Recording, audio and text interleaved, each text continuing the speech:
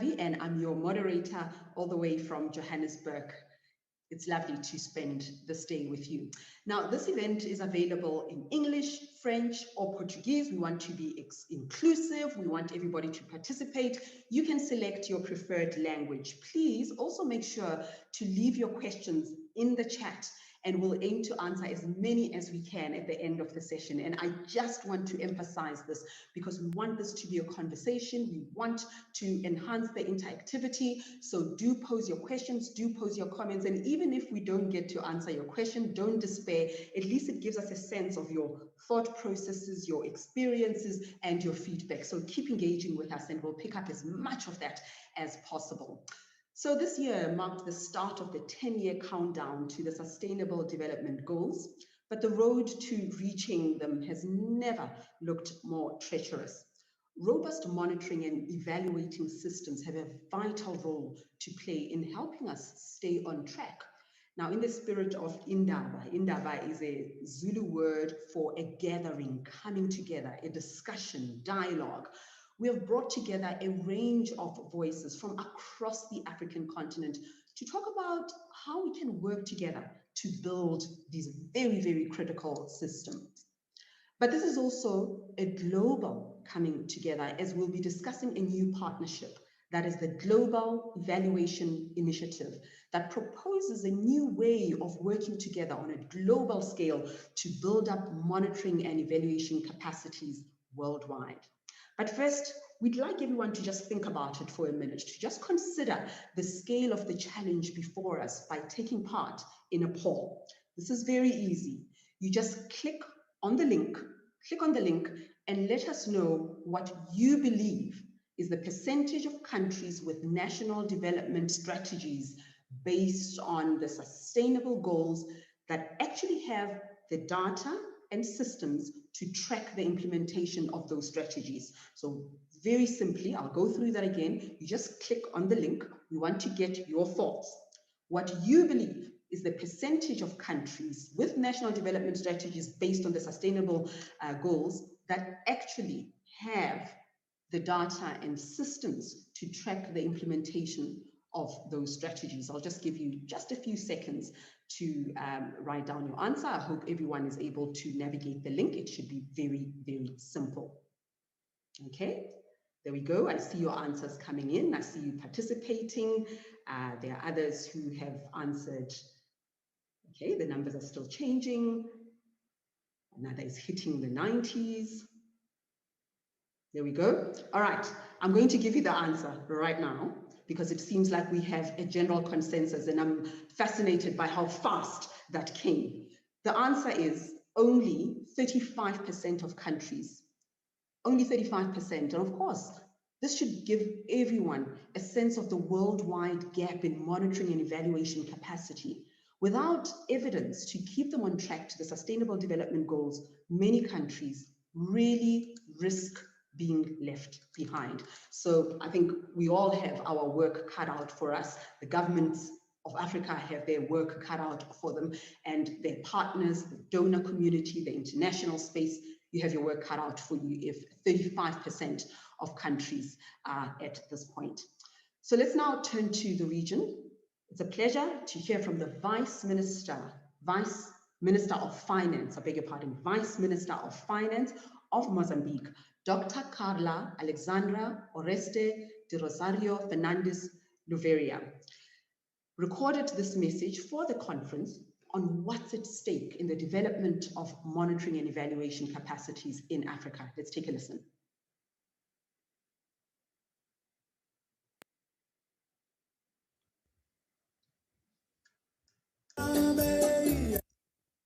Excelentíssima Senhora Alison Evans, Diretora-Geral. Honorable Ms. Alison Evans, Director General of the Independent Evaluation Group at the World Bank. Honorable Mr. Oscar Garcia, Director of the Independent Evaluation Office at the United Nations Development Program.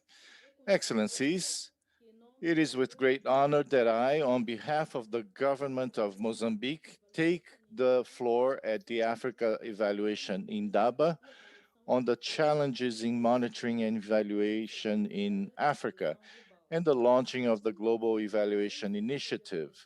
which is the fruition of an important partnership to develop the capacity to monitor government programs and development agencies in Africa. The monitoring and evaluation process is essential for governance and the development of evidence based policies. We, we recognize that monitoring and evaluation practices generate evidence of whether or not public policies are effective. Thus, they are a powerful decision making tool for managers. By using monitoring and evaluation techniques, government can better understand the results of their interventions and make better choices as to what policies to pursue and what adjustments are required. It is for this reason that the primary planning tools used by the government of Mozambique are monitored and evaluated both at the central and local levels through periodic reviews of the planning and budgeting tools with medium-term evaluation reports. We should note that the monitoring and evaluation tools in Mozambique will become part of the new monitoring and evaluation subsystem that will be integrated into the state financial management system called SISTAFI. The purpose of the new monitoring and evaluation subsystem is to ensure greater support for managers at all levels to monitor and evaluate their activities, as well as to identify and minimize risks in order to achieve the established goals. We established indicators for products and results related to the results-oriented approach to program planning. The government does believe that these innovations in monitoring and evaluation system will help to improve public financial management and public policy development. Another aspect of monitoring and evaluation that I would like to point out has to do with important measures that Mozambique has undertaken to pursue the Sustainable Development Goals and to improve monitoring of such goals through the following actions. By integrated the SDGs, including their indicators and aims, in the national development and budgeting plans, and by creating the National Reference Group for the Sustainable Development Goals, which includes the government, the National Assembly, international cooperation partners, civil society organizations, academic institutions, and the private sector in order to ensure the collaboration, coordination, and monitoring of the 2030 Agenda implementation process. In this regard, the first National Voluntary Review Report on the 2030 Agenda was issued and presented at the United Nations High-Level Forum in the first half of 2020. Please note that our country recognized the importance of monitoring and evaluation in providing evidence for decision-making and accountability, particularly now when we, like other countries in the world, are facing the challenges of the COVID-19 pandemic. Notwithstanding the progress achieved in monitoring and evaluation, there remain some urgent challenges on which the initiative may focus, namely with respect to data, reliability, the timely and regular generation of statistical information to be fed into the development of economic and social policies, as well as the development of databases and data use for greater accountability and transparency in governance. In closing, I would like to stress that considering the challenges that I mentioned, combined with the lack of resources in most African countries to finance monitoring and evaluation systems, we congratulate our partners at the World Bank and UNDP for giving priority and pushing forward with this global evaluation initiative. Therefore, we are open to continue working with the World Bank, UNDP, and our other international cooperation partners in order to further strengthen monitoring and evaluation systems. Thank you very much for your attention. Mm. A big thank you to the Vice Minister there. And I think there are so many powerful themes that she touched on, one of it being the evidence-based policies, that these can only come about if we are able to monitor and evaluate them. And she also used the term monitoring and evaluation are powerful decision-making tools, and our societies will thrive when this is strengthened. Thank you so very much, Vice Minister. We move on to our first panel discussion, a new initiative launched this very week aimed at closing the global gap in monitoring and evaluation capacities, the Global Evaluation Initiative. So to discuss this new initiative and what it might mean for Africa, I'm very delighted to welcome Alison Evans, who's the Director General of the World Bank Group's Independent Evaluation Group, and Oscar Garcia, who's the Director of UNDP's Independent Evaluation Office. That's the United Nations Development Programme's Independent Evaluation Office. So thank you very much. You're most welcome. So let me start with you, Alison. Why the Global Evaluation Initiative and the timing? Why now? Thank you so much, Reddy, and also thank you so much to the African Evaluation Indaba for hosting us with this launch today. It's terrific to be here. And thank you so much to the Vice Minister, I think, for setting us up in an absolutely brilliant way in her opening remarks. So let me just start with the idea that this is the Global Evaluation Initiative responds in many ways to an old problem, but seeks to tackle it in new ways. Before I say more about that, let me talk a little bit about the journey. How have we got here? So in September of last year, we hosted a conference with the African Evaluation Association in Accra, Ghana, on evaluation capacity development in Africa. And I'm pleased to see that some of the participants in that conference are joining us today. Now, there were 24 countries represented at that conference, and much like today, discussions were conducted in English, in French, and Portuguese. But even with all that diversity, and the discussions were absolutely fantastic, there was one clear message coming through from that event. All participants were committed to promoting a culture of evaluation and creating the conditions for greater use of evaluative evidence to inform public policies, very much like what we just heard from the Vice Minister. But there was also clear demand, a real need for support in strengthening systems of both monitoring and evaluation to deliver that evidence and to support learning from both public policies, but also across systems and across countries. Now, we've had similar kinds of conversations and requests for support from Asia, Latin America, and other regions. I think the poll that started today's conference gave everyone a sense of the large global gap in monitoring and evaluation capacity. Countries are committed to building their capabilities in this space, but the demand for support to close the gap outstrips the resources and bandwidth of any single institution. This is a global challenge. And like all global challenges, it requires sustained and coordinated action among a diverse group of actors to address it.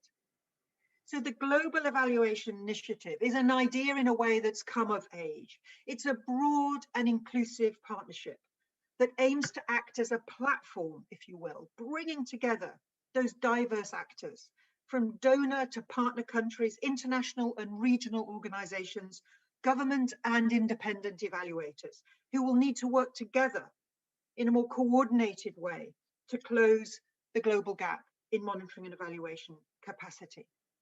While it's a global initiative, the core focus of GEI is on the country level and focuses on supporting countries as they draw on local and regional knowledge and experience, adapt global knowledge to their circumstances, and develop monitoring and evaluation systems that are relevant to their environment and their needs, and build the tools they need to support learning and accountability. The partnership platform will meet demand for support by linking countries with local, regional, and a global supply of evaluation knowledge, resources, and skills. Now, just for the last thought, I think on the supply side, if you are, there are many effective programs supporting monitoring and evaluation, but many of them can't go to scale and find it difficult to align their work with one another. So through better coordination, the Global Evaluation Initiative aims to increase our multiple impact, the whole being greater than the sum of the parts, if you like, bringing together organizations such as the Independent Evaluation Group of the World Bank and that of my colleague Oscar's Independent Evaluation Office of UNDP, better coordinating activities, pooling resources. We aim to scale up the effort to meet the scale of demand. This is, as you said, Reddy, as the Vice Minister has said, a critical agenda. It's an urgent agenda, and we really hope that the Global Evaluation Initiative will play a crucial part.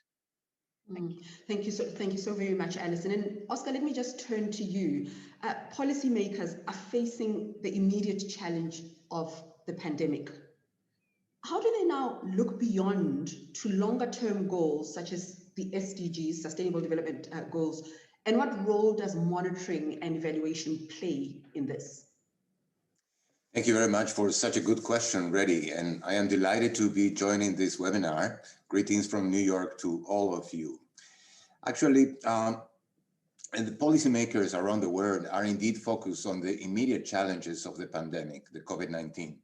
This pandemic has turned our world upside down, unleashing a human development crisis. The Sustainable Development Goals were already off track, but the crisis is derailing them further. This is where investing in monitoring and evaluation is absolutely key. Sorry. Let me cite a couple of examples.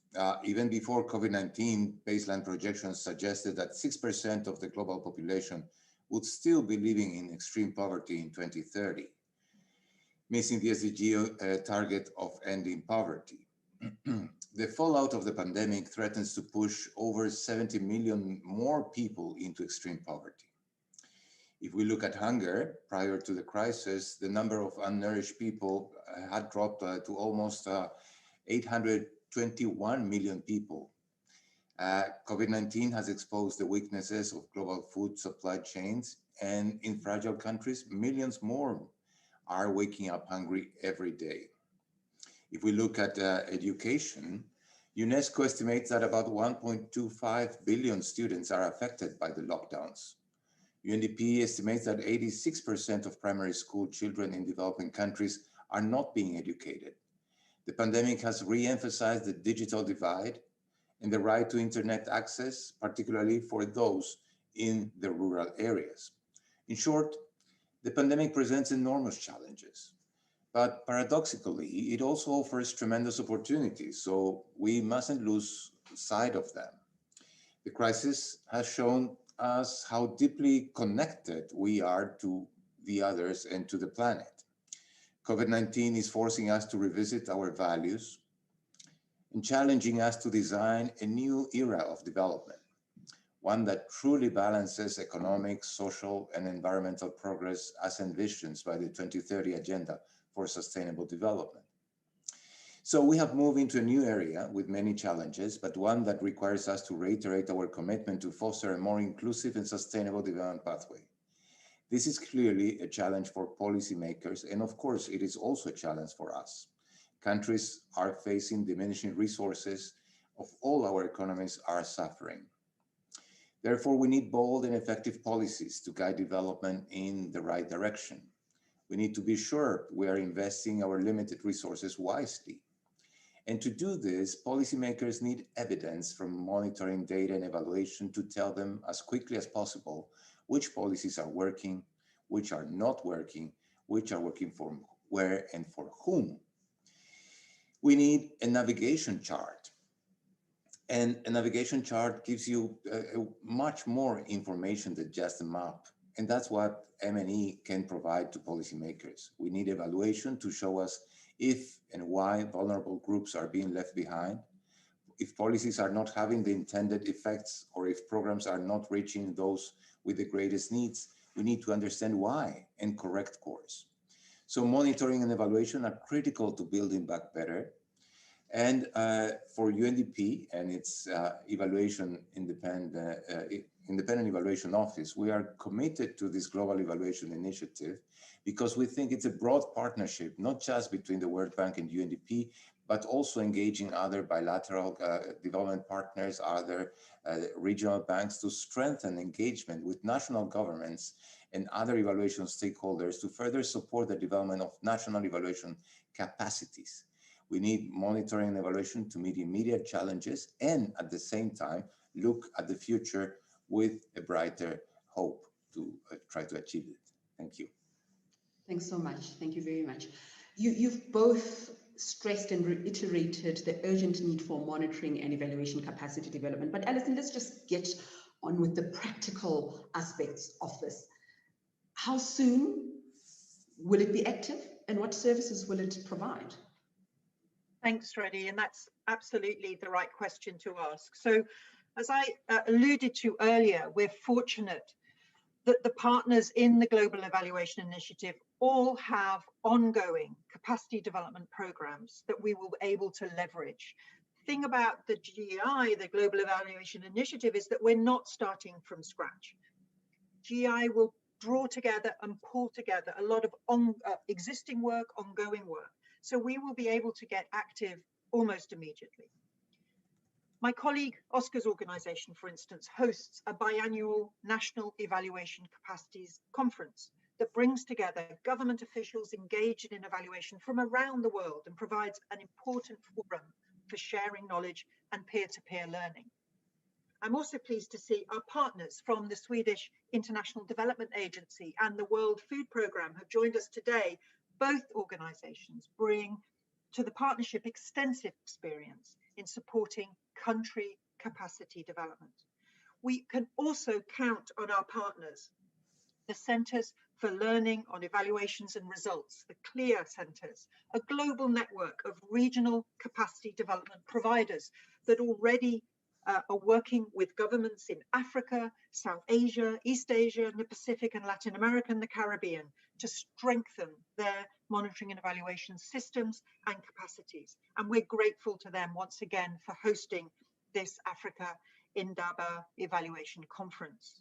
The African Development Bank has also joined the Global Evaluation Initiative and will continue supporting evaluation capacity development programs in Africa, as well as ENAP that has been running the PFED program in Francophone Africa, CEVAL and the University of Bern, who have been running the IPDET program globally, and many other partners.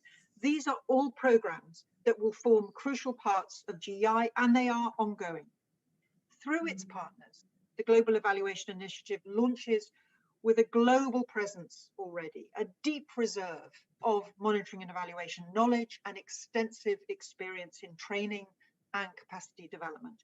This will allow the partnership to ramp up quickly, and one of the first activities will be to work with AFREA to develop a database of African evaluators. The partnership will offer a range of supports and collaboration opportunities aimed at promoting a culture of evaluation and strengthening the systems that support the planning, the doing, and the management of evaluation for learning and accountability. This will include country-wide diagnostics and needs assessments to determine the state of monitoring and evaluation, as well as targeted, locally relevant advice on developing national policies and processes. GEI will complement the development of frameworks with training and peer-to-peer support of government and non-governmental stakeholders. Through learning opportunities offered by our partner training institutions, the initiative aims to expand and deepen monitoring and evaluation skills in developing countries and train the next generation of evaluation professionals. And by systematically capturing and generating and curating knowledge through the country work, the initiative will contribute to building local, regional, and global monitoring and evaluation knowledge base. And this will, we hope, form the basis for wide mutual learning around how best to address the monitoring and evaluation gap. This will include developing toolkits, manuals, learning notes in various languages on best practices of monitoring and evaluation development, leveraging lessons learned at local, regional, and global levels. Local and cultural contexts will be very important factors we will focus on as we generate and share knowledge. And we'll also focus on global themes such as climate change and gender, where there are significant M&E gaps. This knowledge will be shared through the Global Evaluation Initiative's online knowledge database, which we hope to have up and accessible very soon. And we're delighted that we're able to collaborate with Better Evaluation on developing that knowledge database. The initiative will also support the convening that promotes the sharing of knowledge, such as the Accra event that I mentioned, and of course, the National Evaluation Capacities Conference that Oscar's organization leads. And finally, with rapidly evolving technology and developing data ecosystems, changing the practice of evaluation, and the growing importance of technological solutions to overcome the restrictions imposed by the pandemic, the initiative will stay up to date on developments and work with partners on using the data revolution to reach excluded countries, populations, and institutions and identify practices relevant to a rapidly changing world. Back to you, Reddy. Thank you so much, Alison. And you spoke about our next theme with Oscar, that is about taking cognizance of the local reality, of the cultural context of these societies. We know that African communities and societies are not homogeneous. So Oscar, to you then, what will be the focus of the initiative in Africa? And is there a risk of it crowding out local initiatives, many of which, of course, will be discussed here this week at the Indaba Evaluation Conference? Yes, thank you, Reddy. This is a very relevant question to the audience today. As Alison has spoken, many of the services that GEI will provide are really comprehensive, and we are thrilled to be part of this broad initiative that puts together all these different efforts to try to align them and to make them more coherent. I think it's important to reiterate that GEI is a partnership platform, not a new monolithic program. And the GEI is building on existing initiatives, several of which have very deep roots in Africa. As Alison mentioned, the CLEAR centers, of which several are working in Africa. There are centers for Anglophone Africa, Francophone Africa, the Center for the Lusophone Africa in Brazil, as well as the CLEAR GIMPA, the Ghana Institute of Management and Public Administration. These centers will be continuing their work with partners to strengthen enabling environments, institutional capacities, and individual capacity development to reinforce monitoring and evaluation practices and increase the use of evidence by policymakers. And CLEAR is already collaborating with UNDP colleagues across the continent. Alison also mentioned the National Evaluation Capacity Conferences. Representatives from Liberia, for example, have been very active participants in the last two conferences, sharing their experiences in developing a national evaluation system in a post-conflict context, and learning from other experiences. Now, building on this, CLEAR UNDP, the Ministry of Finance and Development Planning, and other stakeholders are collaborating to develop a monitoring and capacity strengthening for a strategy for Liberia. Similarly, in Madagascar, CLEAR Francophone Africa, UNDP, UNICEF, and the Ministry of Finance are collaborating to develop a national evaluation capacity strengthening strategy. CLEAR is also currently working with governments in Lesotho, Tanzania, and Namibia to develop M&E policies that will structure, systematize, and institutionalize the way M&E is practiced in the public sector. CLEAR has also engaged parliamentarians in Benin, Kenya, Rwanda, Tanzania, and South Africa to strengthen legislative oversight in their countries and regions. We have just heard from the Vice Minister their engagement with the national voluntary reviews, and parliaments have an important role to play there. This work builds on the M&E capacity of parliaments and lays the foundation to expand evaluation capacity development into other national parliaments in the region And there we can ask not only uh, how are we achieving and making progress in some of the SDGs, but also why are we not making progress to achieve some of the Sustainable Development Goals. In this line, UNICEF coordinated a session at the last NEC conference, which promoted dialogue between parliamentarians and other stakeholders in the urgency of strengthening national systems, evaluation systems, in the context of the 2030 agenda. With the global evaluation initiatives, we will be able to expand this type of collaboration with more regional and local actors. There will also be opportunities to broaden access by African policymakers and emerging evaluators to training programs such as the International Program for Development Evaluation Training, IPDET, and its Francophone counterpart, the Programme International de Formation and Évaluation du Développement. This latter has trained more than 2,000 people, with over 70% coming from public administrations of Francophone countries in Africa and Haiti. Other training programs include the Program in Rural Monitoring and Evaluation, the PRIME program, and SERAF, Energy, results-oriented M&E training workshops geared to energy sector projects in programs in Francophone Africa. Excuse me. Participating in these programs also provide opportunities for African colleagues to further influence evaluation debates. With respect to your question about crowding out local initiatives, the values at the heart of the GEI include country ownership. GEI is committed to developing country-owned sustainable monitoring and evaluation frameworks and capacities, and doing this in an inclusive manner, establishing partnerships that are inclusive of local actors, including at the subnational level, at city levels. GEI seeks to be culturally responsive, again, working with local partners to provide advice and solutions informed by local context and cultural preferences.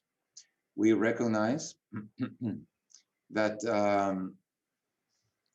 there are many pockets of monitoring and evaluation expertise already existing in the continent and throughout the world.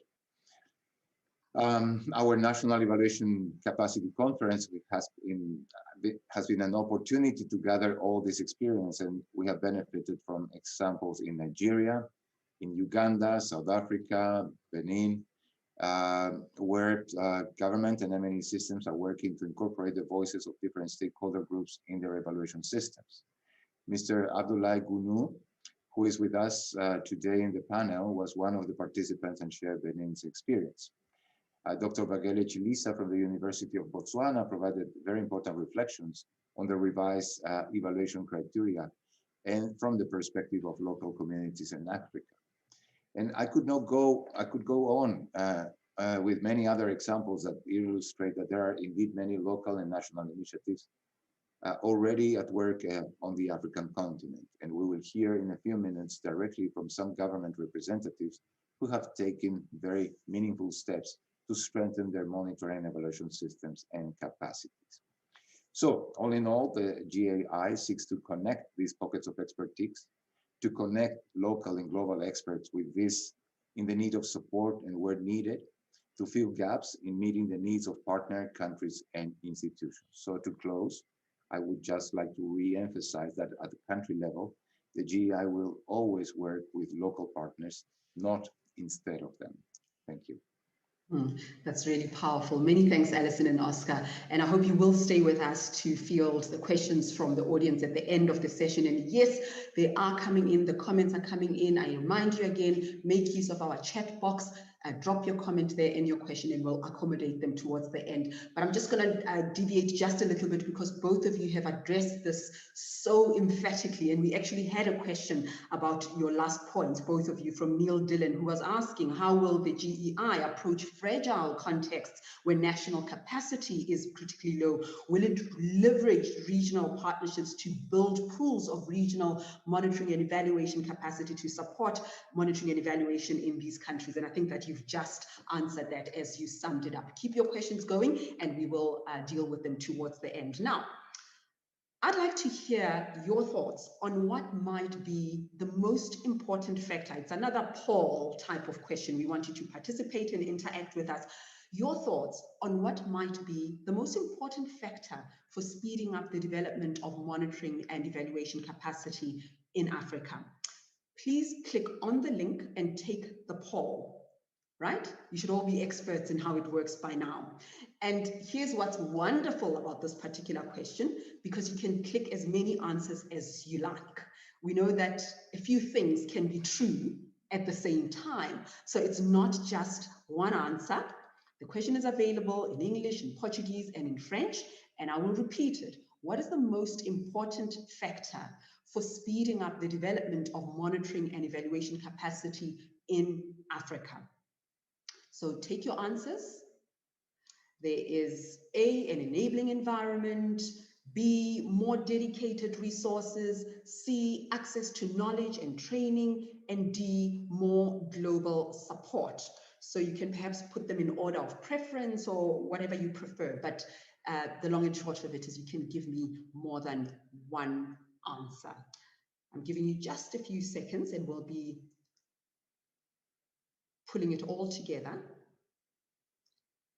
and assessing your responses, and I'll give you feedback. I see many of you are still responding. That's great, that's fantastic, keep it going.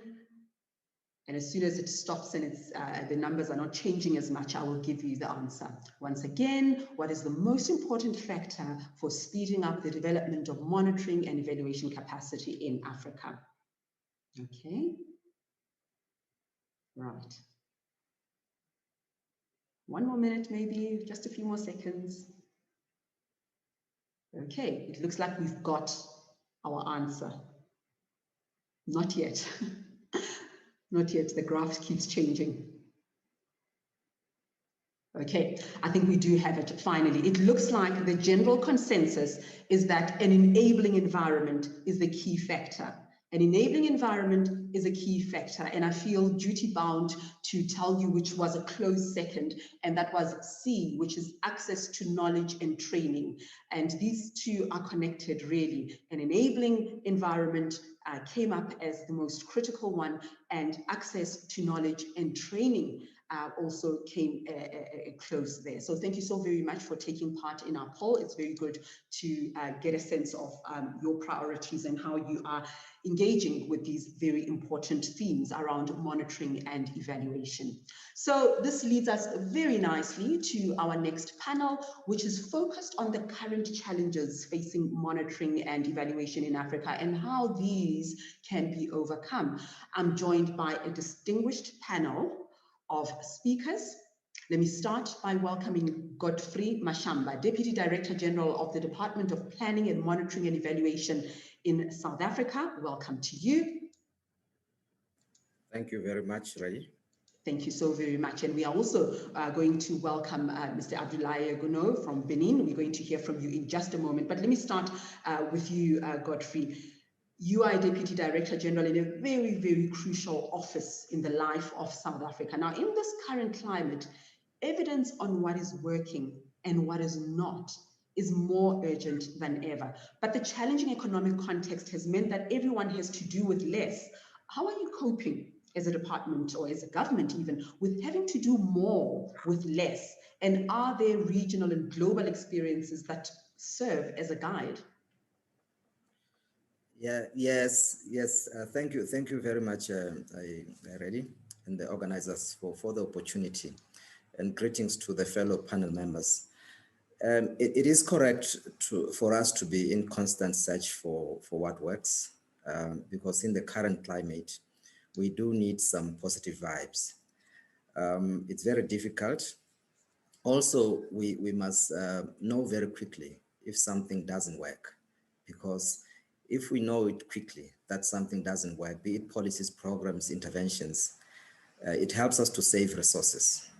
Because if we don't know that quickly, we might continue spending monies on things that will not help us. But besides knowing, we also need to have a courage to act, a courage to scale up where there is successes, but also a courage to terminate inefficient processes, as well as to course correct where we need to make changes. So this becomes even more important right now, urgent, under the prevailing conditions because of limited resources, the situations of under development and uneven development, that you find that there is inequities across society. Our quest also for recovering from the COVID-19 disruptions, and also given the resolve towards achieving South Africa's national development plans, the African Agenda 2063, as well as the SDGs. So it is quite important that under the current conditions, we look for evidence. But we need reliable evidence that will guide us on our path to economic recovery. Because what we know is that crisis periods like what we are going through now present certain challenges. There are disruptions in the production of certain data, but also we see opportunities for innovation in the area of M&E, that we need to find new ways of collecting data. For example, modern techniques for predictive modeling, big data, risk analysis have now become popular because of the very nature of disruptions of COVID to the systems of data collection.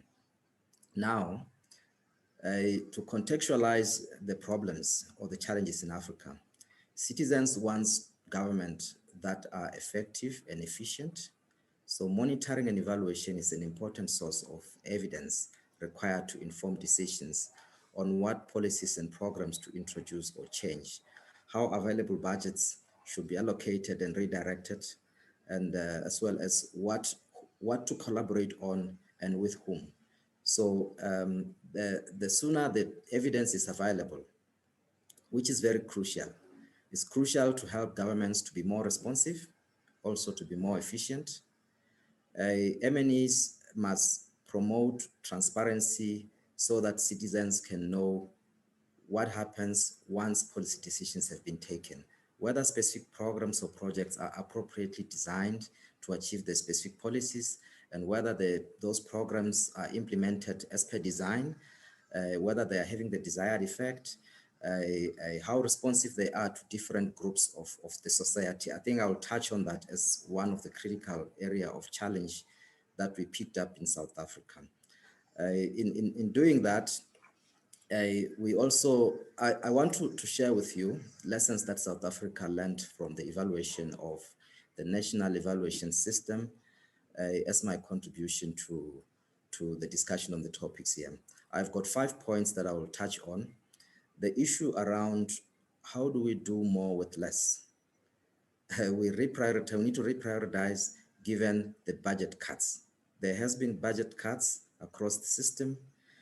So we need to have a system of improving the process of identifying and prioritizing what to evaluate. We need to modernize our systems, to digitize in order for us to be more efficient in collection of data and use of data and sharing data across the system.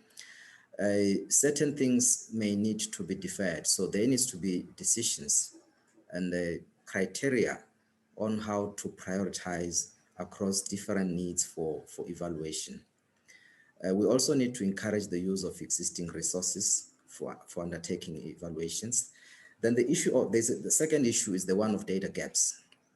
That in South Africa, we are experimenting with this, that we see a great opportunity for us to improve administrative records. That is, for example, already you will be familiar when you visit a clinic, rural clinic, they still use paper cards. So if you digitize that information, it becomes easy and seamless for us to, as government, to know what are actually going on.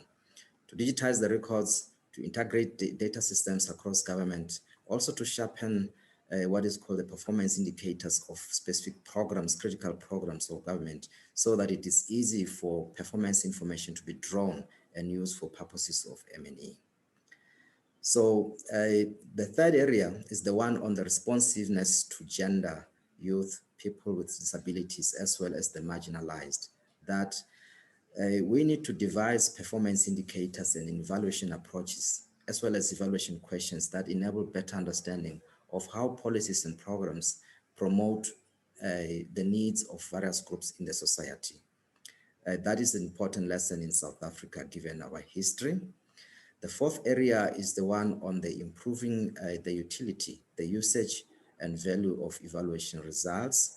An earlier speaker I spoke about this was a big issue in the conference in Ghana last year, that in South Africa, there's ways in which we are trying to improve on this.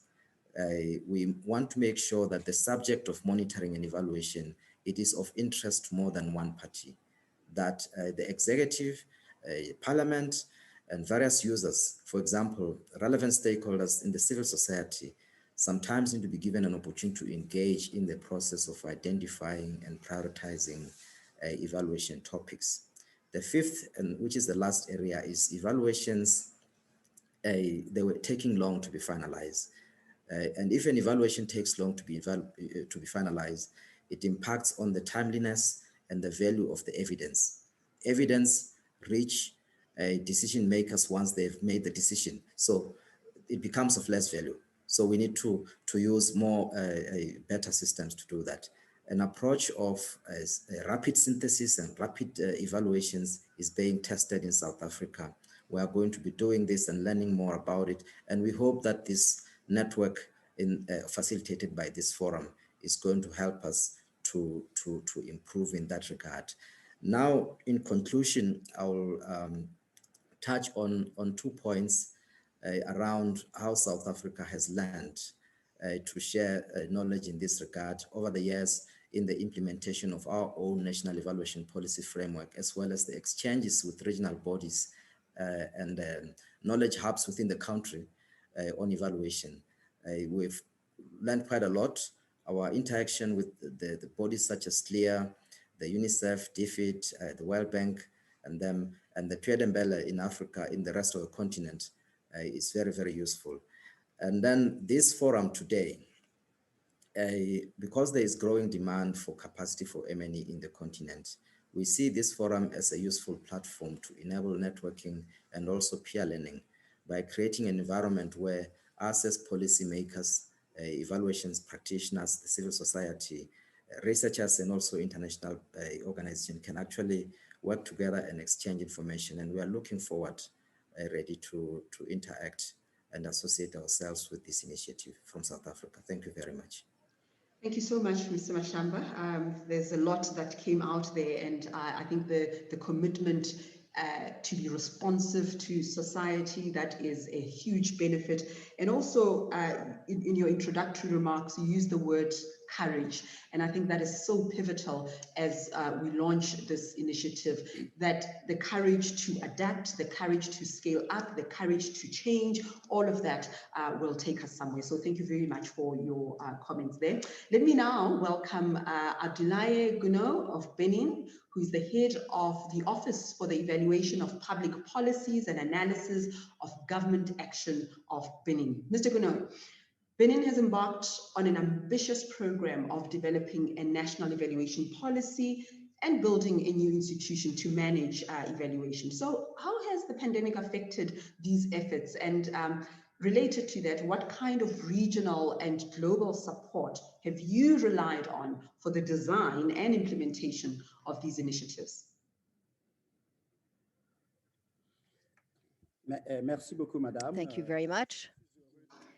I am very happy to participate to that panel. And before answering the question, I would like to open by explaining the national evaluation of Benin. This is a system that we have started since 2008, and in terms of progress and in terms of the progress that we've made since we've started this, since we've launched this initiative, we have been able to build a very robust evaluation national system that stands on a national policy of evaluation, that also rests on a national council for evaluation that gives us our direction, and that also acts as an advisory group to the government regarding evaluation. So we've been able to set up an institutional framework that accompanies all the different actions of evaluation at the national level. To operationalize all of that, we've had to use different tools to implement this policy. And with the SDGs, we've also set up a institutional framework for the SDG as we progress in their implementation. So globally, this is what our system looks like. To go back to the question that you just asked me regarding the impact of the pandemic on our institutionalization efforts and to promote the evaluation culture in Benin, what I can say is that, like in most countries in the world, and in particular in Africa, the pandemic has had a great impact, not a disastrous impact, I won't say that, but a very negative impact on our office. First, because the impact has led us to cancel the a forum for evaluation, which is a very large forum that gathers between 400 to 500 experts from around the world, for during which we discuss of the new trends, the new results regarding on the scientific world, and we have not been able to do this because of pandemic. So that was really bad. The second point, in terms of impact of the pandemic regarding the activities of the office, as well as the efforts of the Benin government to promote the evaluation culture, is the drastic reduction of all of our activities. That means all of the things that we do on the ground, all of the things that we do inside the office, all of this was reduced. The pandemic also had another impact. It was the change and of the way we conduct our traditional evaluation. So because of pandemic, we've had to adapt, and the way that we actually were doing the evaluation on the ground before the pandemic, with the with creating different groups in different interview and different research group on the ground, all of that had to be modified. So we are now in a new paradigm that we've had to set up. We have new tools so that we can do all these activities. That being said, we've continued to work, and what I can say is that we've been on the ground while respecting very strictly the government directives, uh, which means that we couldn't have more than 50 people in one particular area for an evaluation. So every time that we have gone through an evaluation mission to strengthen capacity, every time we've been able to inform people or to distribute the tools or new information regarding the evaluation for our institutional framework, we do that as long as we do not go over gathering 50 people. So what are the regional and international support that we've used in order for us to adapt to this new paradigm? I can cite three that have been very, very important for us. First, it's a partnership that we've had with KIR, French-speaking Africa, that actually has supported us with the involvement of local evaluation through a webinar, and that was able to actually give more visibility to the office, to show what the office was able to do even during the pandemic.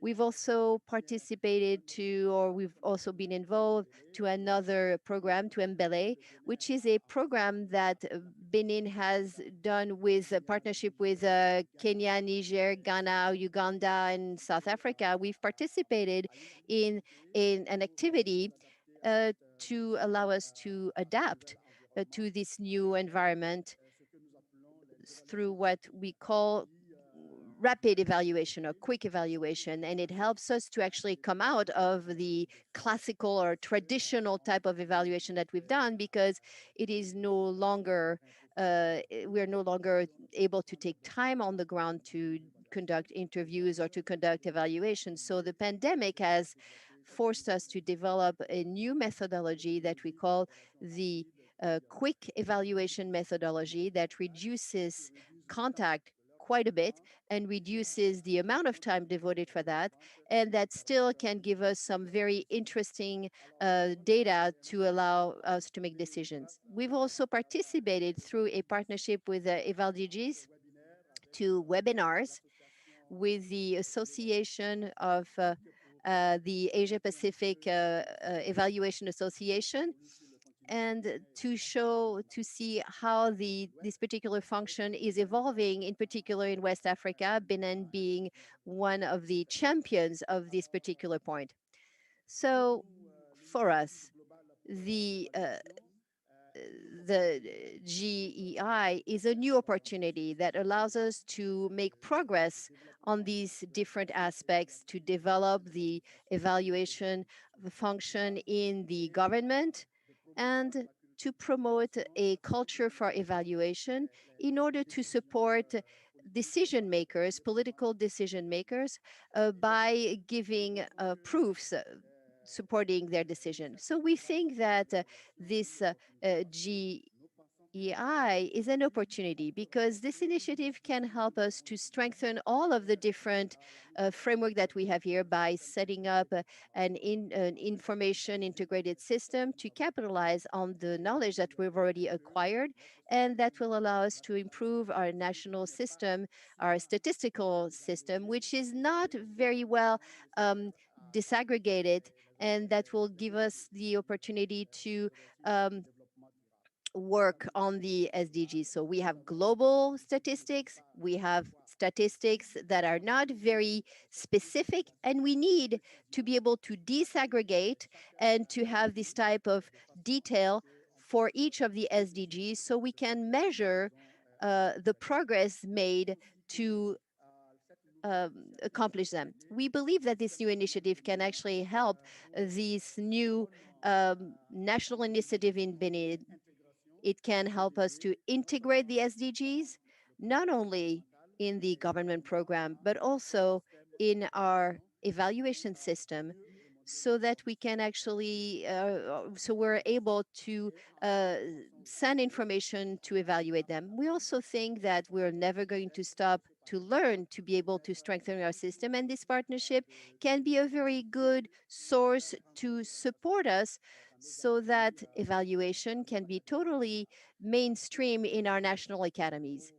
Right now, the office has developed some curricula to mainstream the evaluation in the professional training center. We have 3 certificates that are issued regarding evaluation, a master 2, and we believe that the global initiative will be an opportunity for us to improve this type of aspect that we've undertaken and to train professional evaluators and reach critical mass that will allow us to support our progress toward a culture of evaluation at the national level so that we can continue to produce proofs that will support political decisions as well as the decisions of the government. So this is how we're organized at the national level so that we can face the pandemic.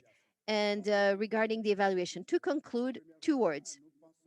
First, we believe that the partnership on evaluation is a very powerful tool for institutionalizing and promoting evaluation in our countries. We've understood it very clearly, and this is the reason why we have joined this partnership with South Africa, Uganda at the very beginning, before countries like Kenya, Niger, and Ghana would actually rejoin us. Our ambition is for this partnership to become a continental partnership so that as we go, the African countries that are interested into institutionalizing evaluation would actually come and join us because we are actually learning through our peers, we're exchanging experiences, and we're progressing, all of us. So, and that's actually, we are coming together, we are progressing together. The second point is that we need this partnership in education to strengthen the capacities at the national level so that the provisions would actually be of high quality and would be supporting at the relevant time all of the political policies. And this is what I wanted to say to answer your questions. And I'm very happy to be here. And I'm also very happy to answer any of the questions that will be given to me. Thank you very much. Thank you so very much. Really, really appreciate your contribution, Mr. Gunnar. And I think what also stands out towards the end is a powerful message of unity. We said earlier that African societies are not homogeneous, but it does not negate the need for unity, learning from each other, sharing experiences, and you highlighted quite significantly why the GEI is a platform for knowledge and information sharing. Thank you so very much. We also have with us Rossetti Nabumba, who is the Deputy Head and Technical Monitoring Officer of the Budget Monitoring and Accountability Unit of the Government of Uganda. Welcome to you, Madam Deputy Head. Uganda has very mature monitoring and evaluation systems. So what will it take to scale them up, move them to the next level? And how are you managing to address the current crisis while obviously keeping an eye on the long-term goals?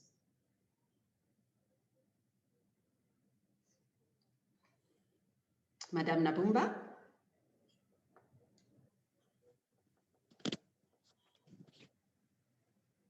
Okay, let's try again. I think Thank the you very sound. much.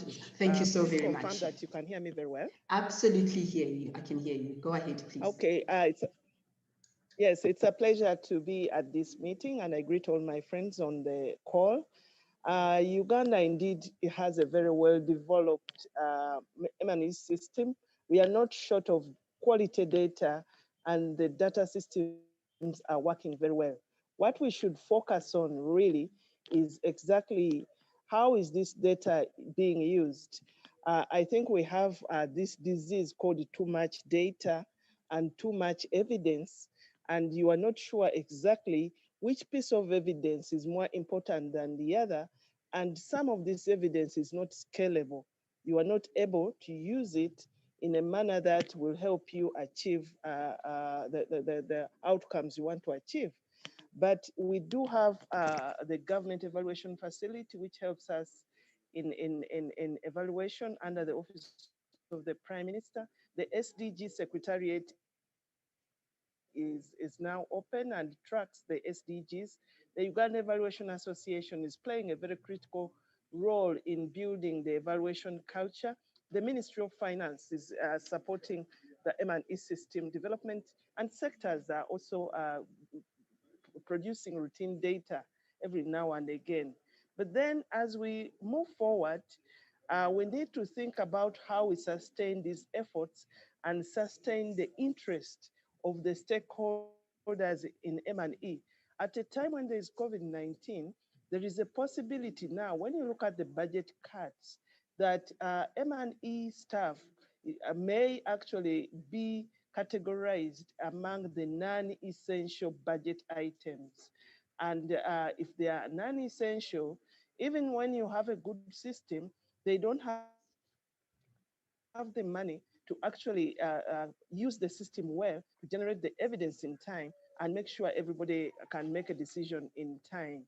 We also are looking at the issue as we move forward that the government of Uganda is changing from working with silos, sectors, and is throwing away the sector approach and is moving into programmatic approaches to planning and budgeting. And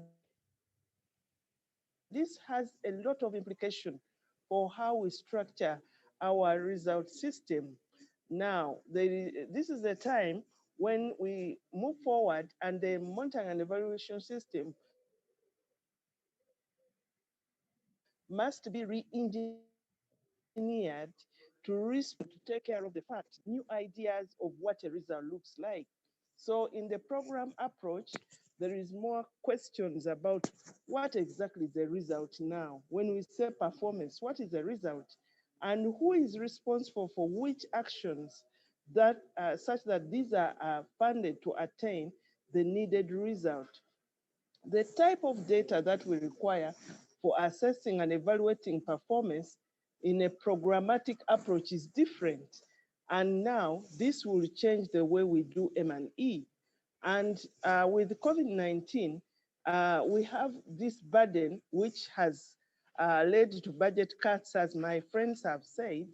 And in the process, you find some SDGs will be of higher importance than the others. And therefore, even in the data collection system, you'll find a lot of interest for evidence on health, education, water, and the like, and less interest on infrastructure, energy, and all those things. So as we move forward, we need to think about where is the priority now as we develop the M&E system further. For instance, most development actions are outside the government. The government plays a facilitative role, but then you find almost 60% of funding for government programs comes out of the private sector. Have we paid attention to develop the M&E system in the private sector and connect them to the public sector? So when we are talking about evaluation capacity development, we need to stretch a little bit beyond public sector and the evaluators to start thinking about the off-budget initiatives, the private sector, and all those other players in the system. Now, as you look at the current wave of M&E, and within the context of the COVID-19, we know that many African countries are at the stage of changing governments. This also has an implication on what exactly is going to happen to our M&E systems, because politicians are very interested in how change can occur very fast. They are not so much into the long term. So for us who are interested in the long term, how do we keep the interest and the ball rolling to achieve long-term aspirations vis-a-vis the short-term aspirations of the politicians? Therefore, this means when we are building capacity, we must build capacity of the politicians in M&E so that they understand that we need both the short and long-term aspects of development. So countries like Uganda welcome the GEI because there's a lot we can do together. There is a way we can contribute to the global economy. For instance, if Uganda is so advanced in its M&E system, we can do peer-to-peer learning. We can support capacity building and be part of the people who can offer capacity to others as we also build capacity in our own countries.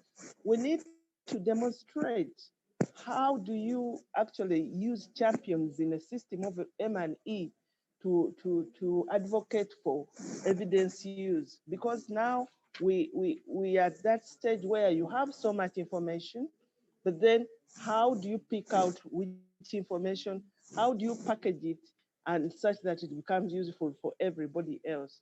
So as I conclude, yes, I agree. We have a long way to go, but we should also not lose hope. It has actually affected aspect of society. Some systems continue. For instance, a government like Uganda is continuing in education and water, human rights, and therefore whatever M&E system was there, we are just continuing to upgrade it. The evidence is needed in time and all that. So I thank you very much, and I wait for any comments. Thank you. Thank you so very much, Madam Deputy Head Nabumba. And I think that your feedback and critique of governments was quite robust, true, and constructive, in that we need to look beyond the political goals and the political moment and sharpen our gaze towards the future and long term. And also appreciate your message towards the end that, yes, the problems and the challenges are overwhelming, but we mustn't lose hope, and we soldier on, as it were. And the launch of the Global Evaluation Initiative is another step towards that future that we all want to build. Thank you so very much. Let me now welcome Gilson Pina, National Director of Planning in the Ministry of Finance in Cape Verde. Mr. Director, The question to you, what are some of the challenges a small island state such as Cabo Verde faces in developing its monitoring and evaluation capacities? And of course, how might a partnership such as the Global Evaluation Initiative help you to meet those challenges? Muito bom dia. Good morning. Peço desculpas. Muito bom dia. My apologies. Good morning. Yeah, you can hear me. Sim. Muito bom dia. Muito obrigado pelo So, good morning and thank you very much for the invitation and congratulations to all my fellow panelists who have given you an overview of evaluation, monitoring and evaluation in the African region. Here in Cabo Verde, we need to provide you with some context. Our monitoring and evaluation system began in 2011, and in 2014, we were able to deepen our system with the approval of related laws. So, particularly since 2014, Cape Verde has implemented some restrictions to further improve our monitoring evaluation system. We have graduated from less advanced to a middle income country, which has decreased our access to external resources for public investment. So that caused our country to have some capacity to evaluate and select investment projects for our country that may be used to maximize return for the economy and society. And with the possibility to select investments, we are forced also to have greater control and greater monitoring of these investments that are selected. Therefore, our monitoring capacity, though limited, has been put to the test so that we could best monitor these investments. So in 2011, we began with our monitoring evaluation system in Cabo Verde, and the system is configured through the National Planning Organization.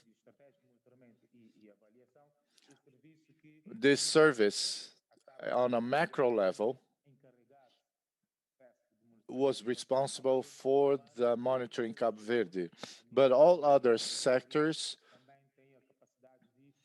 also are able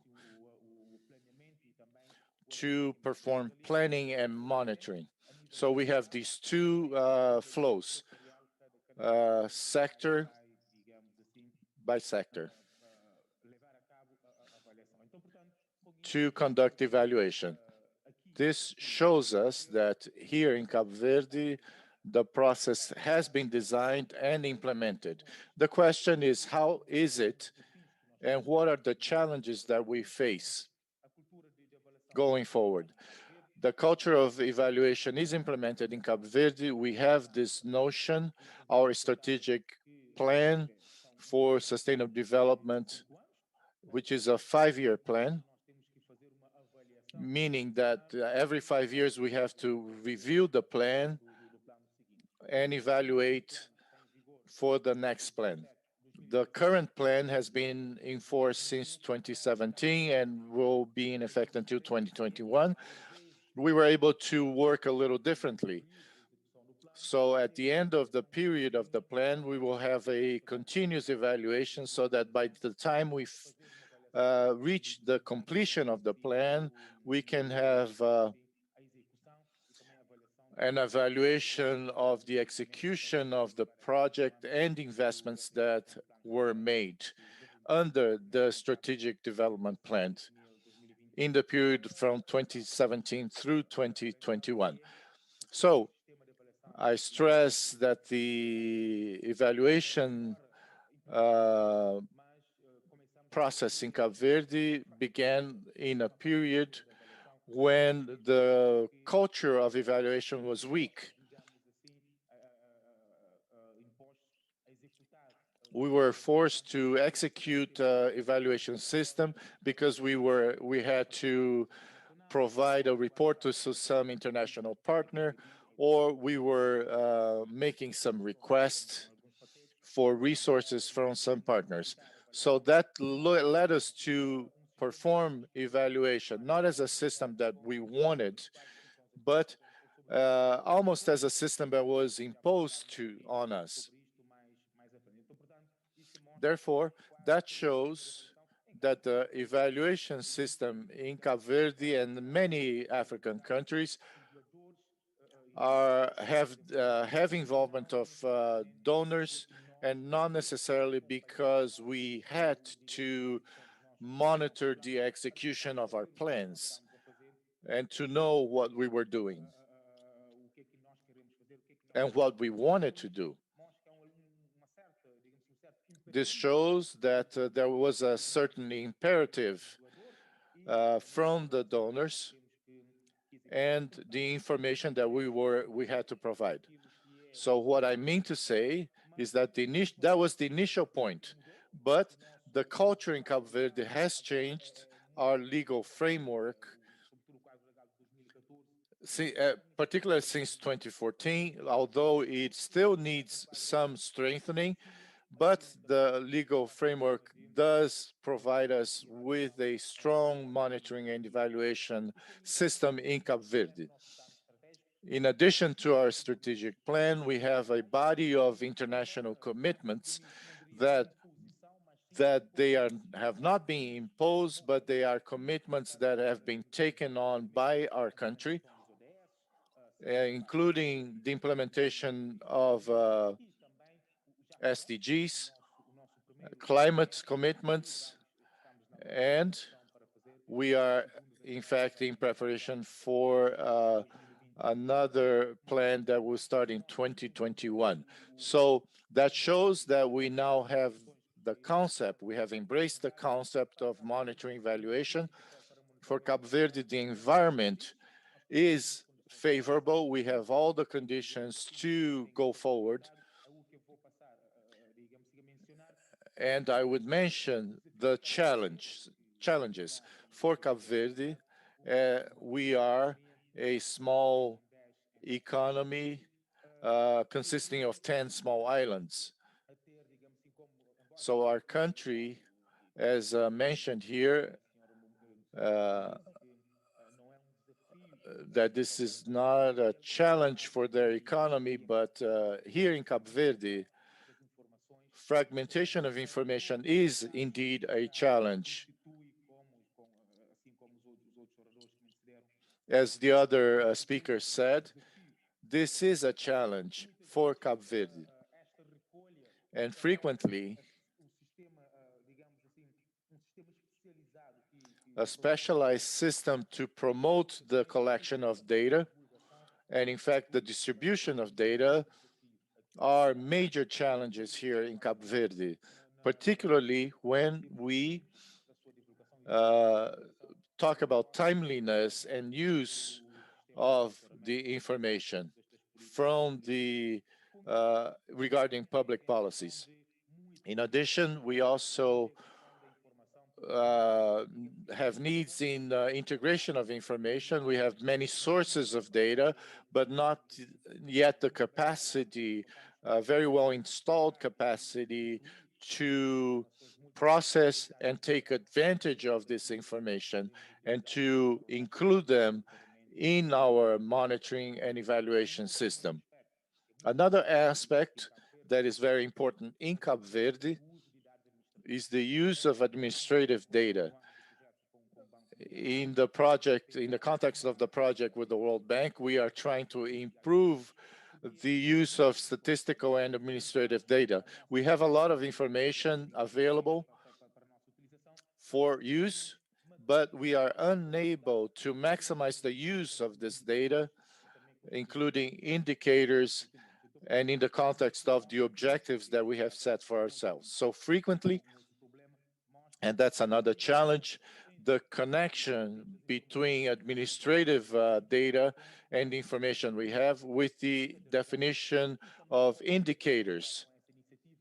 And with this initiative on a regional level, in the Africa region, we don't have to be concerned how to define indicators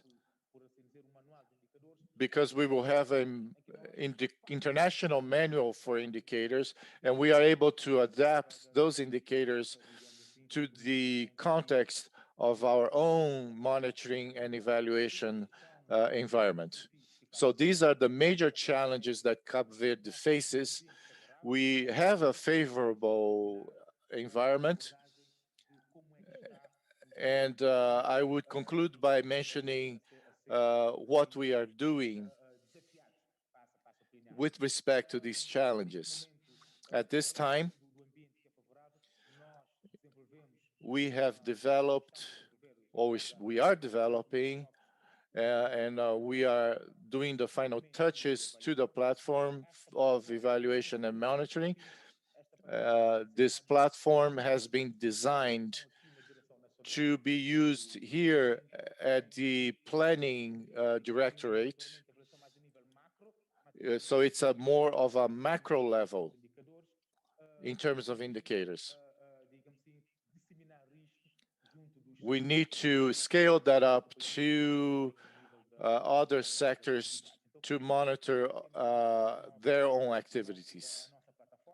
So we have our platform. It is almost completed. There was some delay in its implementation. It should have been completed already this year, but we will only be able to complete it by the end of this year or early next year at the latest. We have received great support from Clear Brazil in order to improve the monitoring evaluation segment in Cape Verde. So what about the challenges? There is institutional capacity, and we recognize that it is not weak and that we need more training. So this initiative came at a good time. It will help us achieve our own objectives, our desire to improve the monitoring system in Cape Verde. Particularly, this initiative help us use the data that we already have in Cape Verde, but we need to know how to use the data and information in our evaluation of national policies. So the initiative's goals coincide with our own goals. As I mentioned, we have a platform being completed. This will help us use the platform and to be at the level of the African region and to have a monitoring evaluation center on an international level to improve the execution of our policies and of the strategic plan that will end in 2021. I am almost finished, but we are reconfiguring our catalog of products so that we may adapt it to the execution of the strategic plan, which is nearing completion. And we need to prepare for the new plan so that we can meet international standards. This initiative will support Cape Verde and help us in facing our challenges. So for Cape Verde, as the National Director of Planning, I'd like to thank you for this initiative, and I hope that we can take full advantage of this initiative. Thank you very much. And again, congratulations on this initiative, on this activity, and this conference, this webinar. This is one step going forward. Thank you very much. For the very sobering analysis that you gave, and the whole open-mindedness to receive interventions, the transparency, I thought, of your presentation was very impressive as well. Wishing you the best as you collaborate and work together to build Cape Verde. Thank you so much. I want to thank all our distinguished panel of government evaluators, all of you, for your contributions, your insights, and sharing your experiences. And let me just remind you that we are running out of time. There's so much to say, there's so much content, and I want to accommodate all those fabulous questions that we're getting from our audience members.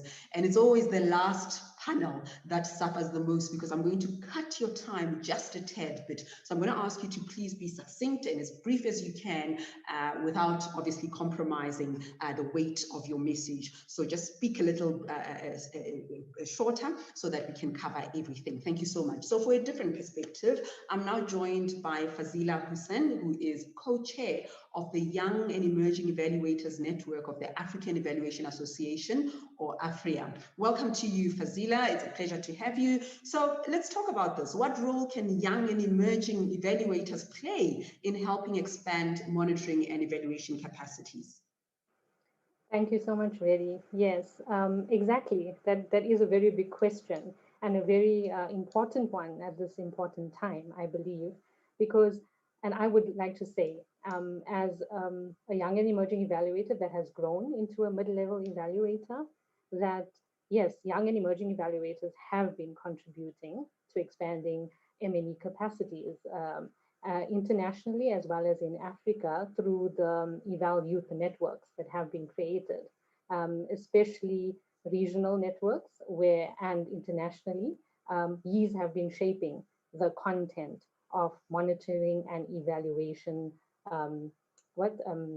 themes through developing a mentorship program internationally, and this has been taken to a regional level, as well as the international conference, Eval Youth conference that has been happening, and as well as putting or making YEs aware and encouraging them to become more involved in voluntary organization for professional evaluation, so then they can contribute and make decisions. But also what I feel is YEs are, or young and emerging evaluators, are the next generation of evaluators. So I feel as an independent evaluator that YEs are the ground or fertile soil to embed the seeds of what we have been talking about in this African evaluation in Daba on African approaches to evaluation. So Alison mentioned building the tools for quality monitoring and evaluation, and I feel young and emerging evaluators have a space to collaborate and discuss with other stakeholders like higher education institutions, government departments, civil society, NGOs, on developing competencies for evaluators, on developing evaluation guidelines, which I know AFRIA and CLEAR are working on currently. So I feel they have a contribution to make, and young evaluators and emerging evaluators can definitely contribute to the knowledge on building local African evaluation approaches. So I think it's an opportune time, and I want to keep my message brief, and that is the key points that I would like to share in my time with you all. Thank you, Reddy. Thank you so much, Fazila. And of course, it's always said, not without evidence, that Africa's youthful population is its strongest asset, and it's good to see young emerging leaders taking up that space. Thank you so much, Fazila. So our final panel is focused on regional and global organizations who play an important role in the transfer of monitoring and evaluation knowledge and the supply of resources and technical skills. Let me welcome Penila Rafiki, who is a Senior Program Manager for Capacity Development at the Swedish International Development Agency, that's SIDA. So Penila, very briefly, how does SIDA approach its support for monitoring and evaluation capacity development, and what are your expectations from GEI? Well, thank you very much. First, let me just thank the organizers for inviting us to be part of this panel, and all the other panelists previous for very fruitful contributions. So there are basically three fundamental ways that a bilateral donor like SIDA can approach ECD, if I may call it that, evaluation capacity development. First is through the evaluations that we commission by asking that local consultants are included as full members of the evaluation team.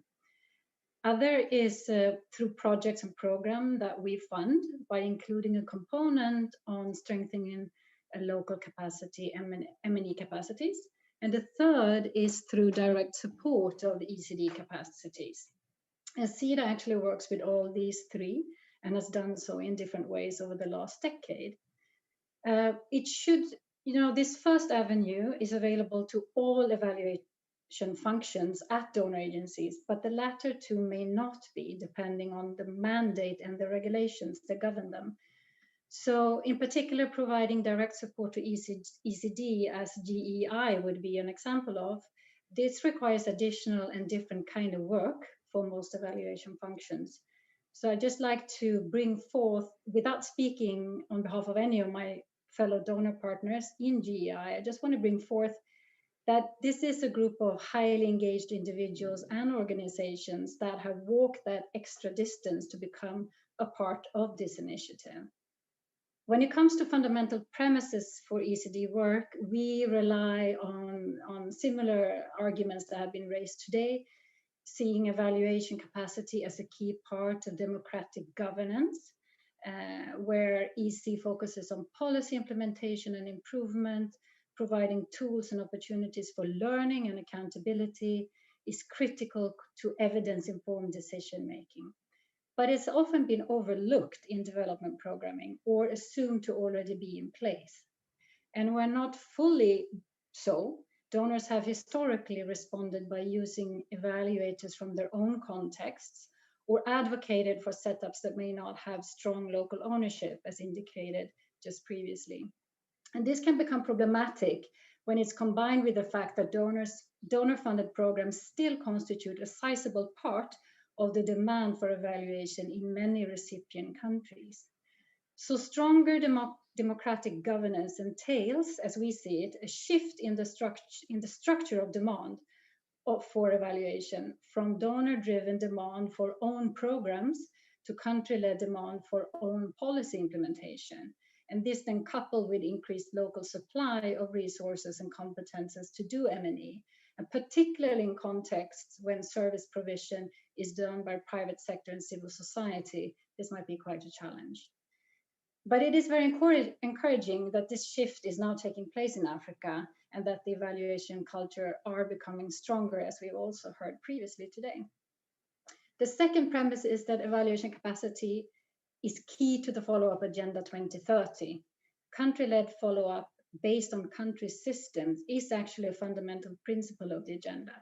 The agenda even states that this requires capacity development in a number of places, particularly in low-income countries in Africa.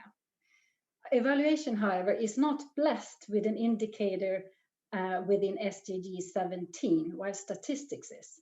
Thus, the E in the M&E has risked becoming forgotten when resources and structures have been put in place, and the potential for learning and adaptivity, which is embedded in modern evaluation work, is maybe overlooked. So the gap between availability of data and interpretation or use that was previously mentioned serves as examples of this. So for us, taken together, we see ECD as a well-justified field to support, and also GEI as a global partnership that is both timely and well conceptualized. And our expectations of GEI are very high, actually. We expect GEI to take the ECG agenda forward. We expect continued good work by existing partners, new partnerships to form, new methods development, and all of this together can affect systemic change. We expect GEI to be an efficient funding mechanism that is managed effectively and produce high quality reporting. With such a large number of M&E experts, we cannot expect less than that. We are also very excited about the global approach of GEI and expect this to be delivered in practice. Because, as was also mentioned earlier, it is in countries and regions where GEI may either contribute towards evaluation as a known, sought after, trusted, and used tool for policy implementation and decision making, or where it will be perceived as a donor driven, World Bank UNDP project that upholds parallel systems of accountability, and that not only solidifies the position of those who are already engaged in the field, but risks crowding out small initiatives and new actors. And just to reiterate the points by Mr. Garcia for UNDP in the beginning, the national and regional dimensions are very important to this global initiative, and it is where GI will in effect be played out. And it is also where the test of its success will be, if I may say so. So ultimately, we expect GEI to contribute towards better lives for poor and vulnerable people, and we look very much forward to working together to make this happen. Thank you. Thank you so very much. And I think everyone agrees you did not mince your words, Pernilla, when talking about the high standards that you have set. But it's not just for the fun of it. As you rightly say, lives are at stake. Our sustainability and future are at stake. This has to work and we have to get it right. Thank you very much for your contribution. I'm now pleased to welcome back Rossetti, but this time in your role as President of the Board of Directors for AFRIA. And my question to you then is, how does a continental organization sustain its national partnerships, and what lessons and requests might you have for the Global Evaluation Initiative?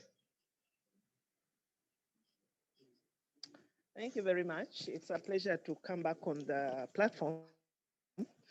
I would say, as a thought leader in Africa and also umbrella body for associations in Africa, it's some job. It requires some work to actually sustain partnerships or at a continental level. But the value proposition of AFRIA has helped us to keep a good network of friends across the world who are working with us to sustain these partnerships. Our associations are member-based and they rely on small subscriptions and whatever comes their way through engagements with AFRIA itself and other entities like Clear AA, Twendembere, IVA Partners, and the others. We are very, very thankful for those partnerships. Recently, we have a program with the United States Department of State, which gave us a grant, and we're working in Tanzania and Cameroon, and this helps us sustain the partnership on that front. UNICEF is a very dear friend in supporting us prepare for the AFRIA conference, which should happen in the coming year. And already we are also talking with yourselves at the GI to see if we can also have a partnership which brings in the associations to start preparing the conference, which is due next year. We thank SAMIA, organizations like SAMIA in South Africa, which have taken up the role of producing a journal using the African Evaluation Journal, but putting there the things they want to see. And UpNode is another partner. And so what I'm saying is that sustaining relationships and partnerships requires us to work together and collaborate across the continent, but even globally in terms of working together. Clear AA is a very good partner in terms of developing a curriculum of M&E, and we are working on that in Mackay University in Uganda. We are working on another research project with them to look at the challenges associations are facing and such that we can have a program.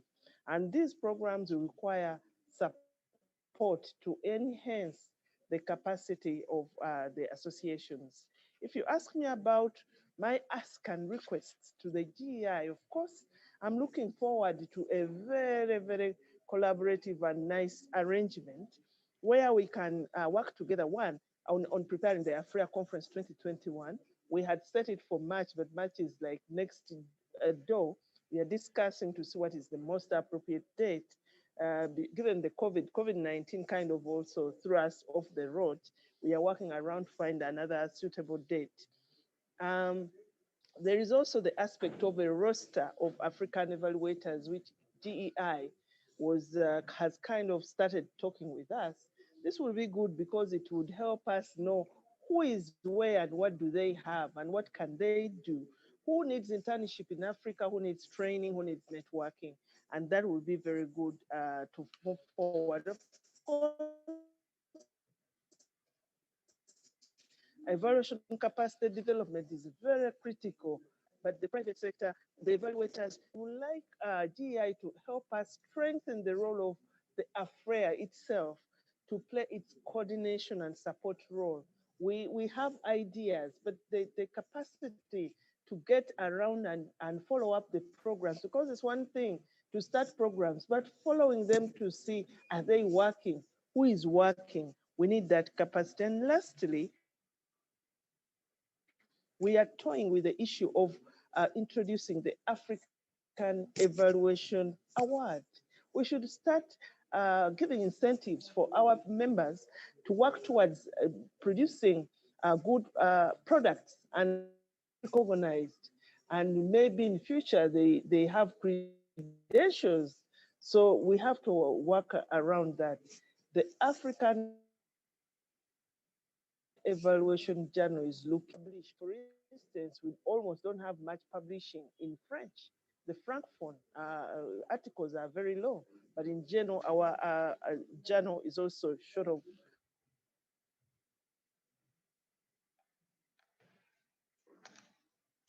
Okay, Rossetti, I don't know if you can hear us. Very much, and I'll leave it at.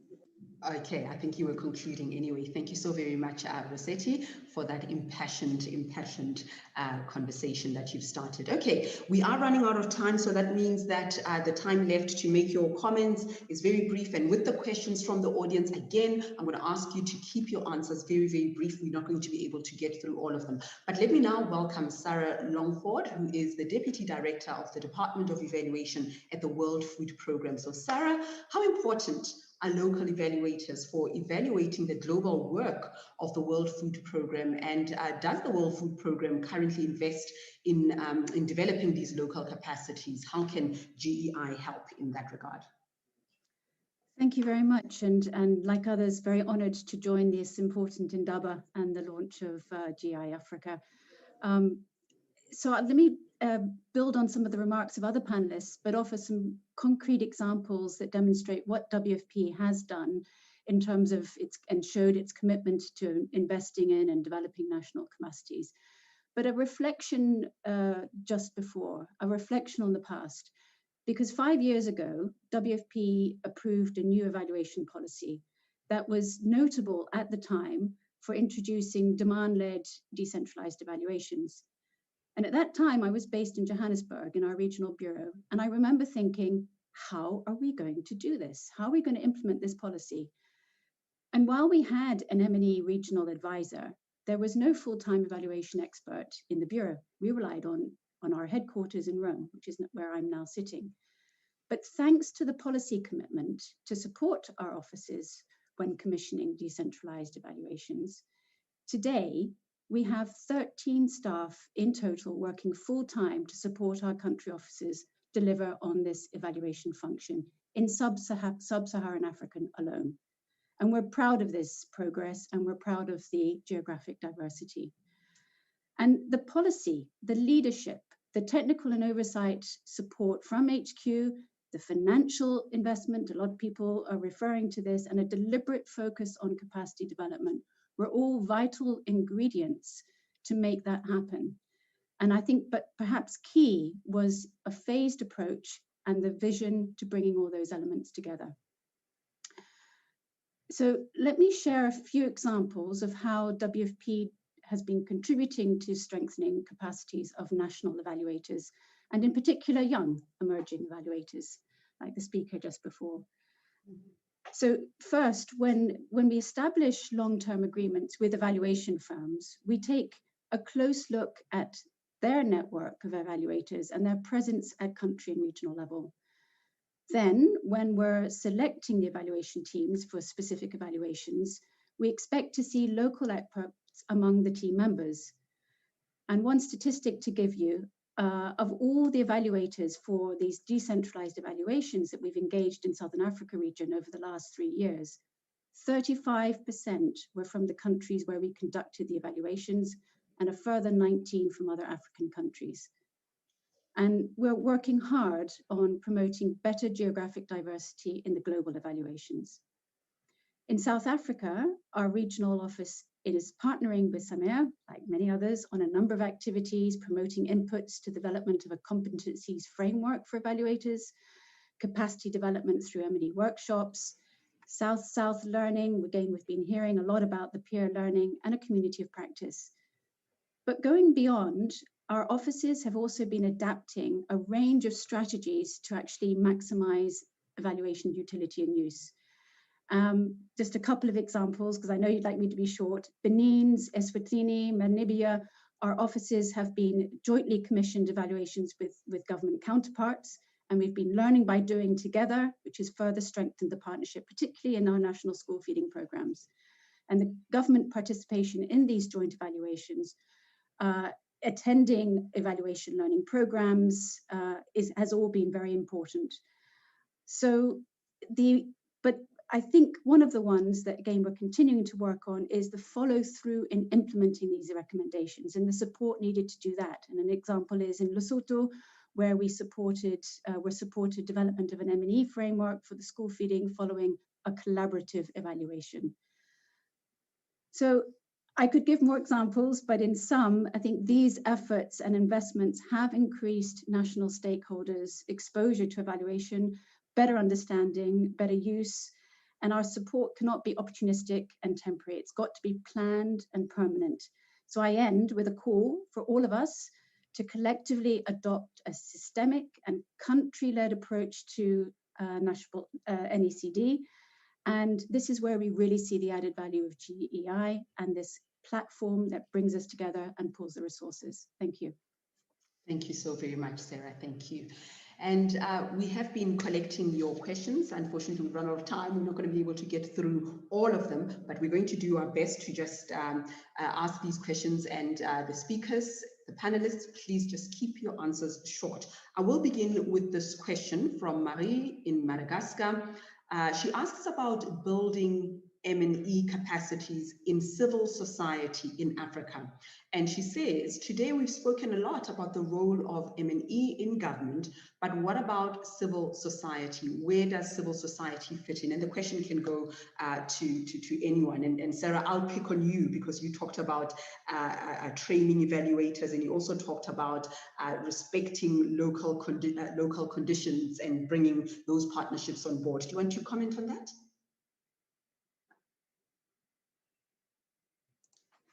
Thank you. No, indeed. These events, these conferences are extremely important for the networking and the sharing of what expertise everybody can bring to the table. And for WFP, we work with a huge host of civil organizations in implementing our programs, but the partnerships for the M and the E piece still need to continue to be refined, and this is where we need to build on each other's skills, language, culture, issues, and the rest. Thank you. Thank you so very much. Okay, and we have a question from Mundoreba Muchanga from Mozambique, and this question is directed at South Africa. Godfrey, get yourself ready. Here's a question. What are the main challenges and lessons that were learned in South Africa, during South Africa's experience in creating national M&E forum, mainly in the establishment of the organization? So I remember that time very, very well. It's not that long ago. What are the challenges and lessons learned that you can share? Yes, I think depending on what forum the question is referring to, I only joined the department very recently. I see Dogan is online. Maybe he can share some of the experiences.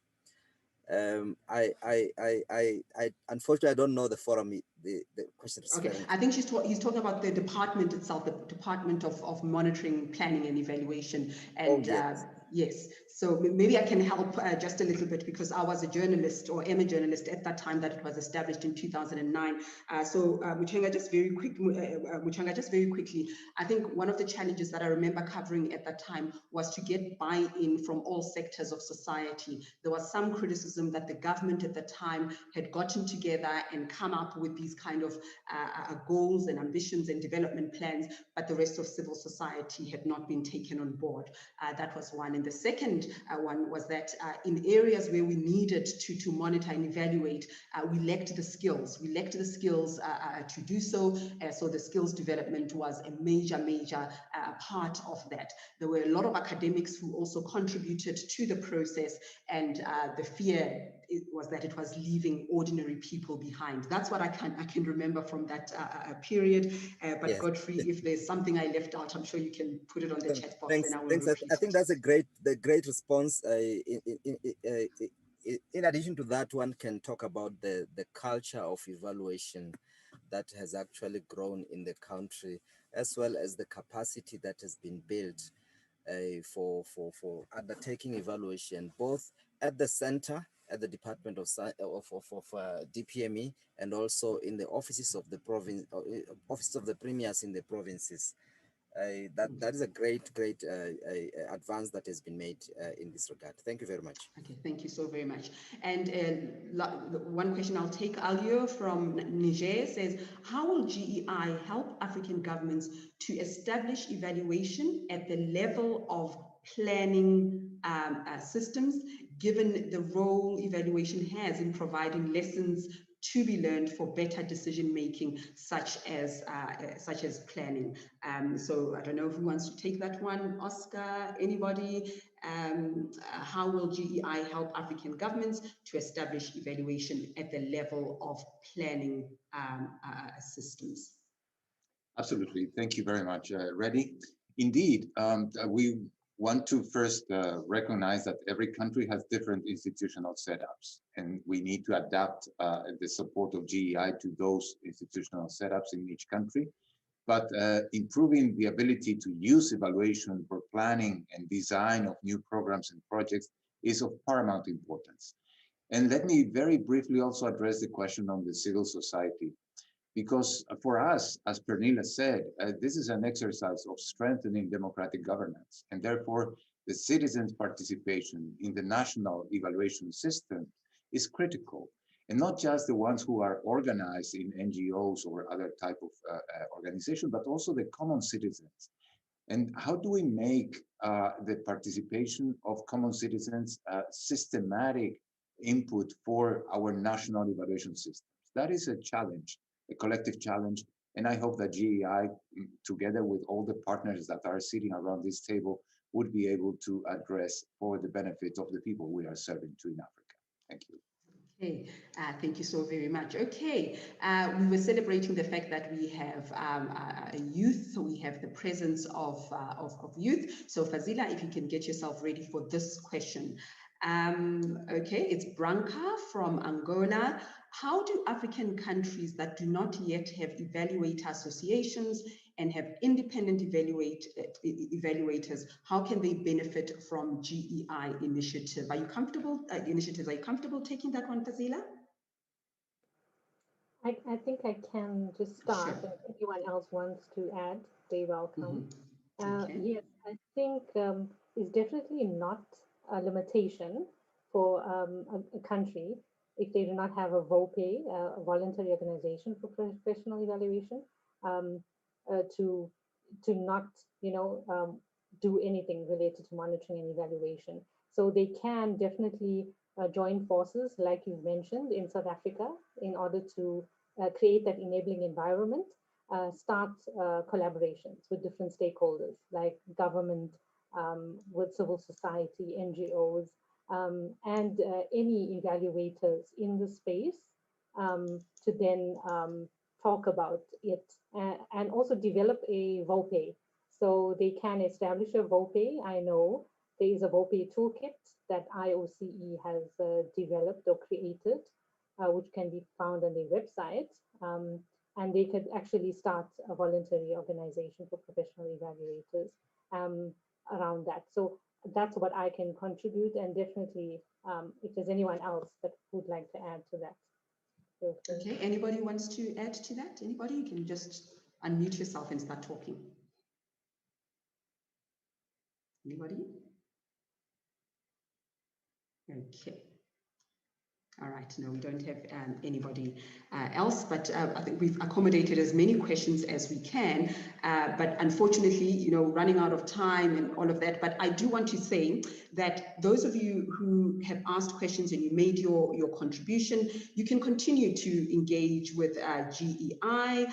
You can contact GEI through its website. You can sign up for updates. I think this is important. You can sign up for updates or use the contact GEI option. The website address, here it is.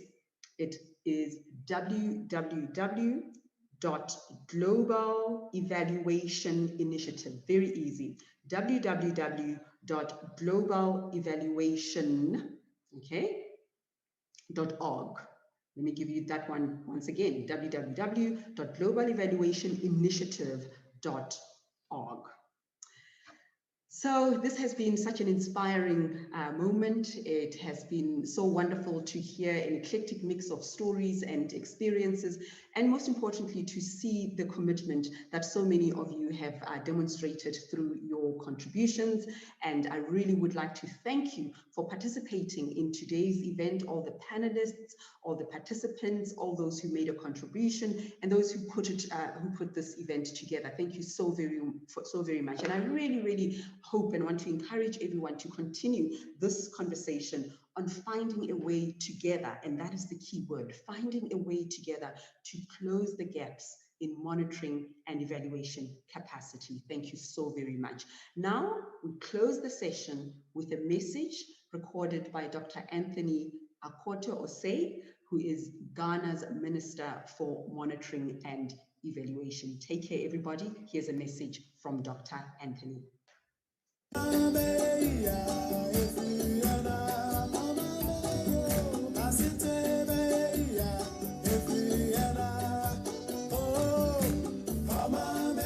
Honorable Ministers, senior public sector international development officials,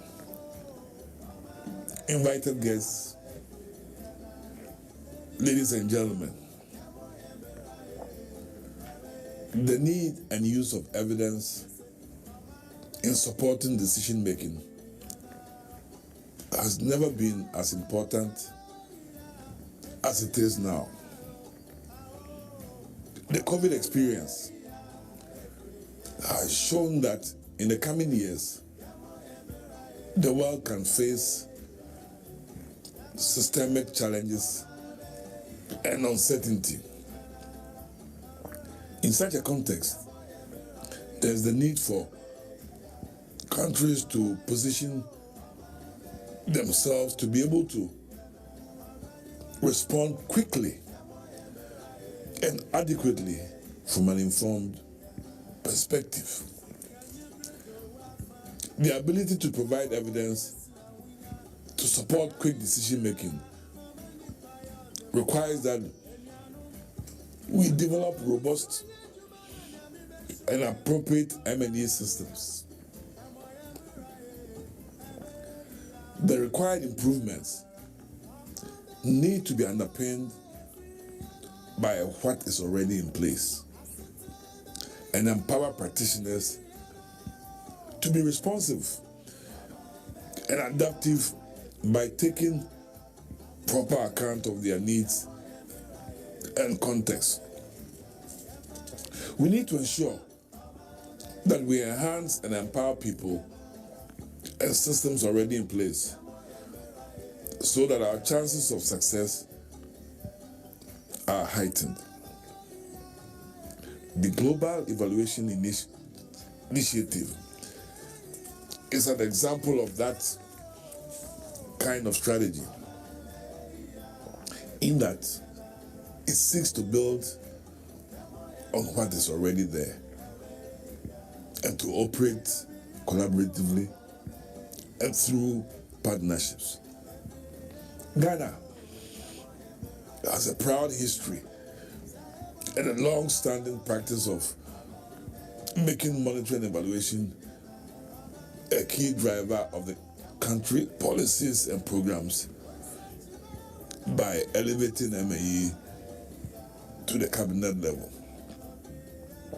Ghana will continue to strengthen its MAE systems, especially promoting the generation and the use of evaluative evidence for policy making in partnership with civil society and international agencies, and looks forward to collaborating with the GEI in the future. Thank you.